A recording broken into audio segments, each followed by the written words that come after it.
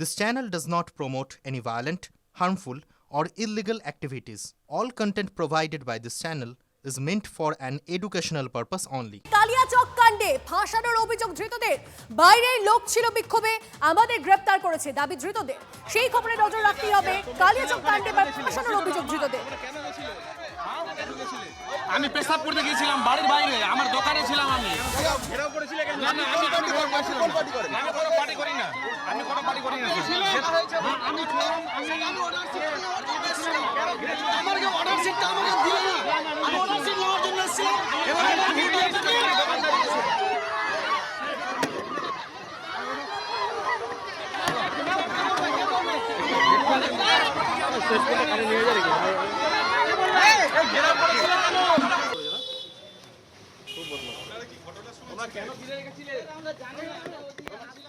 আমরা এগুলোতে ছিলাম না স্যার, আমরা গ্রাম থেকে এসেছিলাম, আমাদের বাড়ি এখান থেকে ওখানেই। হ্যাঁ, সব বাইরের লোক, কোথাও অচেনা লোক ছিল সব। না, ওইগুলো আমরা বলতে পারবো না, আমাদেরকে প্ল্যানিং মাফিক দোকানে ছিলাম আমি ঘেরাও করেছিলে কেন না না আমি ঘেরাও করেছিলাম না আমি কোনো পার্টি করি না আমি কোনো পার্টি করি না স্যার অর্ডার শিটটা আমাকে দিল না, আমি অর্ডার শিট নেওয়ার জন্য এসেছিলাম এবং আমার ভিডিও ফুটেজ পেয়ে আমাকে তুলেছে।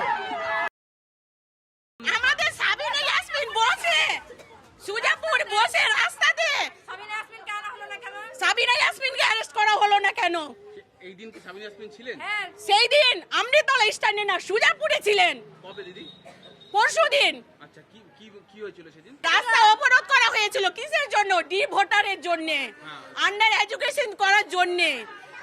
তো ওটা কেন, ওটা ঠিকঠাক না করে আমাদের ইলেকশনের কমিশনার কেন ভোটের জন্য কেন ডেট ফেললেন? আমাদের নেতা, আমাদের মমতা দি তো আমাদের পাশ থেকে সরে গেছে। উনি তো কালকে বলছেন ধরো কাউকে ছাড়বে না, ধরো কাউকে ছাড়বে না। এটা আবার কি ধরনের, কেন বলছে? আমাদের ভোট নিয়ে, আমাদের ভোট নিয়ে, আমাদের জনসাধারণের ভোট নিয়ে আজ উনি মন্ত্রী, এমএলএ, এমপি আর এসি ঘরে বসে ভাষণ দিচ্ছে, আর একটা জনসাধারণ খেটে খাওয়া মানুষের মজুরির ওপর এত বড় একটা দুর্যোগ পড়ে আছে।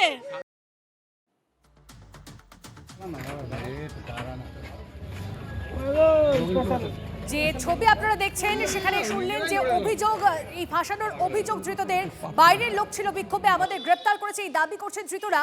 কথা বলবো আমাদের প্রতিনিধি সুজয় আমাদের সঙ্গে রয়েছে সরাসরি। সুজয়, এই যে ঘটনা, এই ঘটনার সঙ্গে যাদেরকে এই মুহূর্তে গ্রেপ্তার করা হয়েছে তারা কি কোনো রকম কোনো পার্টির সঙ্গে যুক্ত? কোন তথ্যের ভিত্তিতে তাদেরকে গ্রেপ্তার করা হয়েছে, এই সমস্ত কথা কি সামনে আসছে? দেখো, কিছু আগেই মোথাবাড়ি থানা থেকে নতুন করে যাদেরকে গ্রেফতার করা হয়েছে তাদেরকে আদালতের উদ্দেশ্যে নিয়ে যাওয়া হলো এবং যাদেরকে গ্রেফতার করে নিয়ে যাওয়া হলো তাদের দাবি যে পুলিশ তাদেরকে অন্যায়ভাবে গ্রেফতার করেছে, তারা কোনোভাবে ঘটনার সঙ্গে যুক্ত নয়।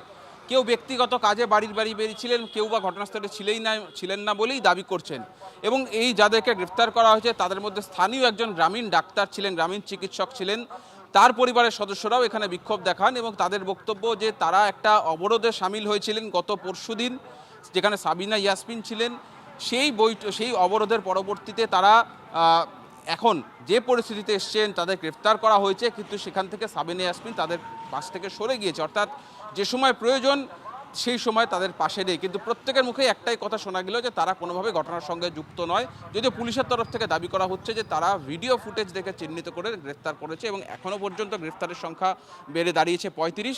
সময়ের সঙ্গে সঙ্গে গ্রেফতারের সংখ্যা আরও বাড়তে পারে, তার কারণ যে জমায়েত ছিল এবং যারা কিছু সময় আগে যে পরিবারের সদস্যরা বিক্ষোভ দেখালেন তাদের বক্তব্য যে বেছে বেছে 10 জন কেন, প্রায় 100-200 জন মানুষ জড়ো হয়েছিলেন এই বিডি অফিসের সামনে, তাদেরকে কেন গ্রেফতার করা হলো না, তাদের বিরুদ্ধে কেন কোনো আইনানুগ ব্যবস্থা নেওয়া হলো না, কেন বেছে বেছে নির্দিষ্ট কয়েকজনকে গ্রেফতার করা হচ্ছে, সেই বিক্ষোভ তারা কিন্তু দেখাতে থাকেন আদালতের সামনে, থানার সামনে, এবং থানা থেকে তাদেরকে কিছু সময় আগে আদালতের উদ্দেশ্যে নিয়ে যাওয়া হয়।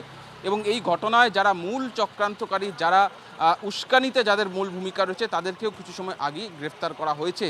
তাদের ভূমিকা খতিয়ে দেখছে পুলিশ এবং পরবর্তীতে এনআইএ তদন্তভার নিলে প্রত্যেক অভিযুক্তকেই বা এদের মধ্যে থেকে যাদের রোল সব থেকে বেশি পাওয়া যাবে তাদেরকে এনআইএ নিজেদের হেফাজতে নেবে।